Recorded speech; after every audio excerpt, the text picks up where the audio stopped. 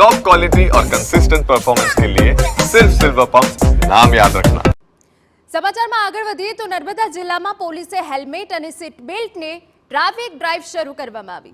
જિલ્લામાં છેલ્લા એક અઠવાડિયામાં થયેલા અકસ્માતમાં 4 લોકોએ પોતાનો જીવ ગુમાવ્યો છે, જેમાં હેલ્મેટ ન પહેરવો એ મૃત્યુનું પ્રમુખ કારણ તરીકે સામે આવ્યું। ત્યારે પોલીસે જિલ્લામાં હેલ્મેટને લઈ જાગૃતિ આવે અને લોકો હેલ્મેટ પહેરે તે માટે ટ્રાફિક ડ્રાઈવનું આયોજન કરવામાં આવ્યું, જેમાં હેલ્મેટના નિયમને તોડનારા 2000 લોકોને દંડ ફટકારાયો, સાથે હેલ્મેટ પહેરવા માટે લોકોને સમજાવવામાં આવ્યા।